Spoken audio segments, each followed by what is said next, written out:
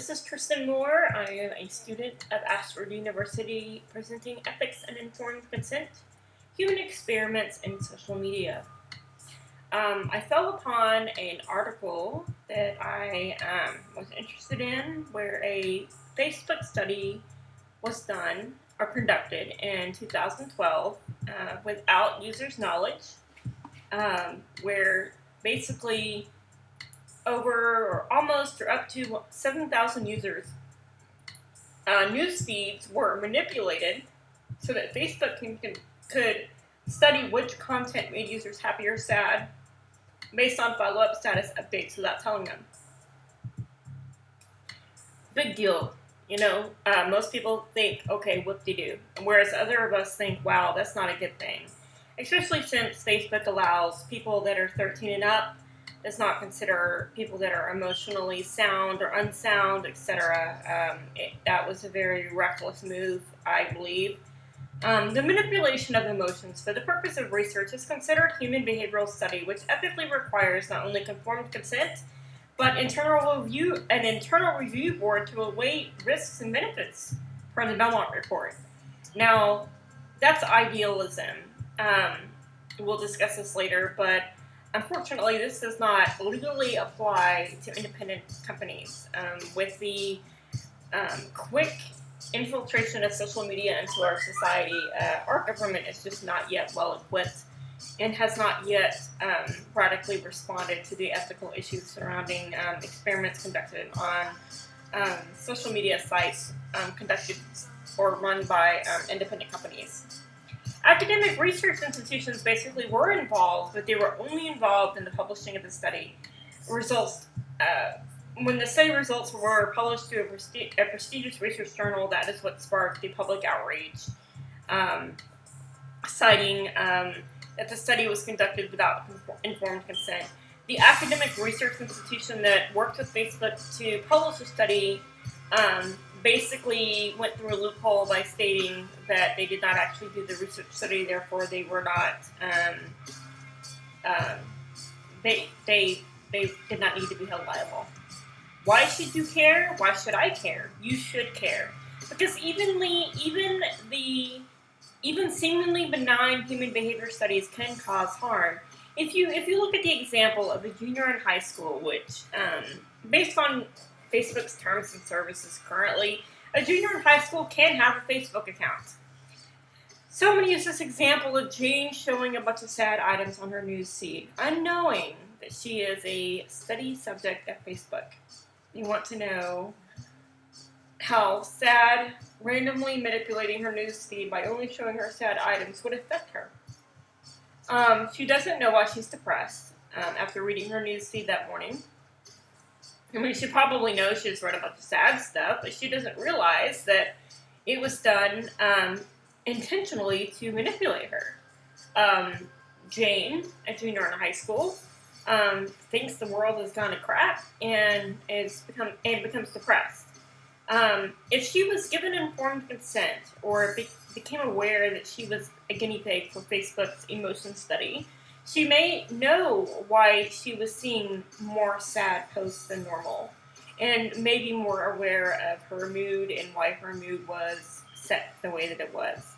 More importantly, her mother expects, based on promises provided by the government, though not made clear, in the BELMONT report, that her daughter will not be the subject of any behavioral study without her informed consent.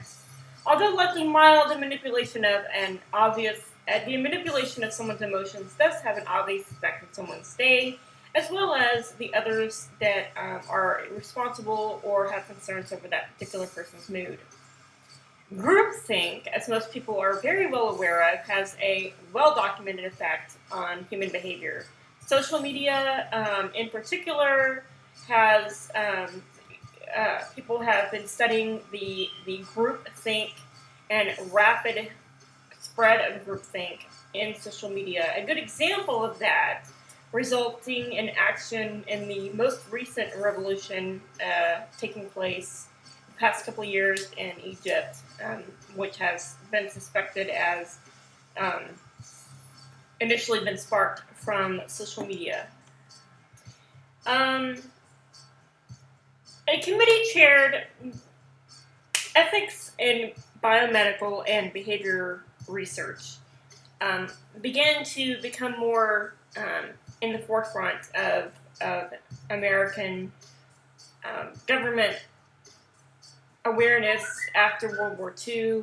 Most everybody is aware of the atrocities that took place in Nazi Germany, but most people thought this could never happen in the United States, and it in fact did.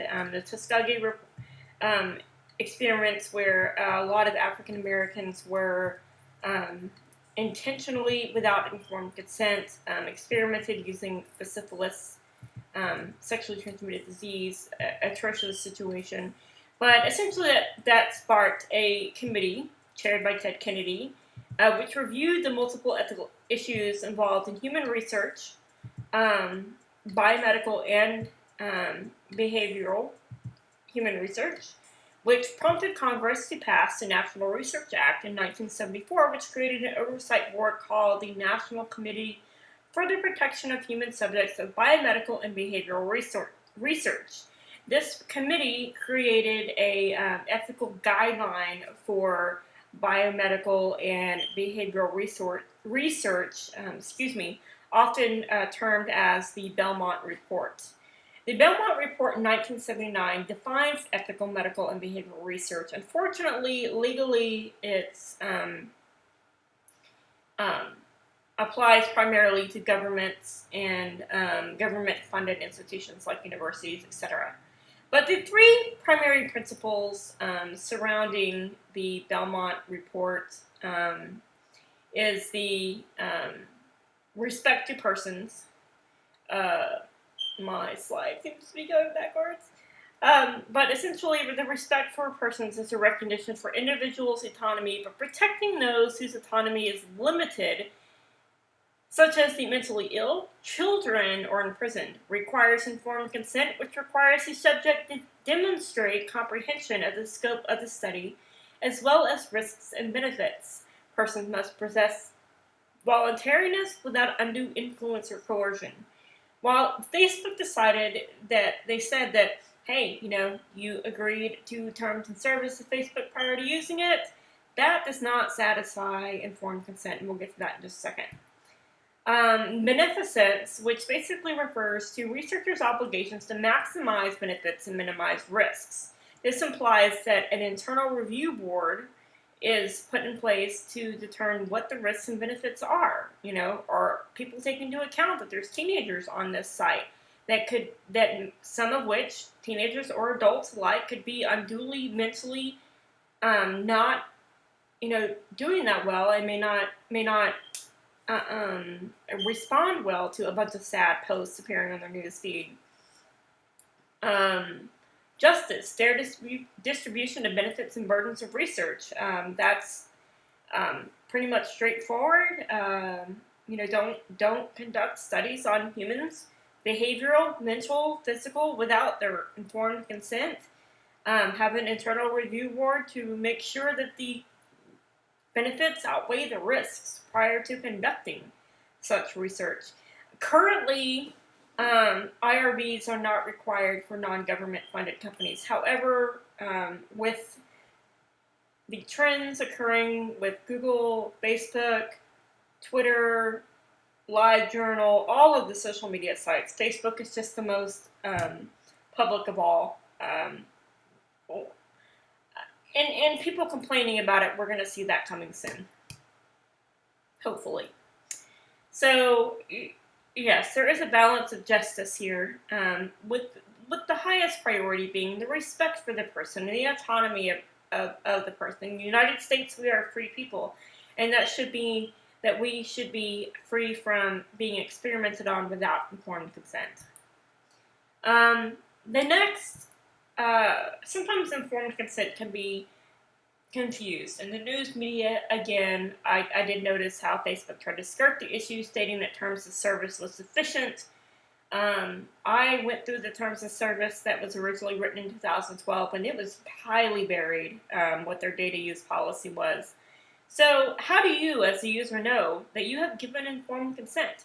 You are confident to make a decision, meaning that you are, mentally fit, you are able to read English or whatever language the informed consent is provided to you. You're open to making a decision. In other words, you have been given the choice. It doesn't mean that terms of service were provided to you 10 months ago, and then now they just decided to do a study. You should be given the choice to participate or not. And you have the necessary background information to make the decision. If you're a mother of that Jane in junior high, you should be able to know whether or not Jane looking at a bunch of sad posts is going to affect her day or not, so that you can give proper informed consent. You have the steps to be followed if you agree or disagree. You should be able to know point blank how you are going to opt out or opt into this particular research study. You understand the explanation of those steps, meaning that you are able to demonstrate the ability to go through the agreement or disagreement process. That does not mean that you are able to click I agree and then the hidden text is 5 or 6 levels deep. You are able to make your decision and notify someone. So you're able to click a button that says, yes, I give consent to be a research subject. And that also tells the researcher yes or no, sign the dotted line, or, in a lot of technology, you can just, there's usually some, you enter a code if you agree or you don't agree, the last 4 digits of your social, your password, etc.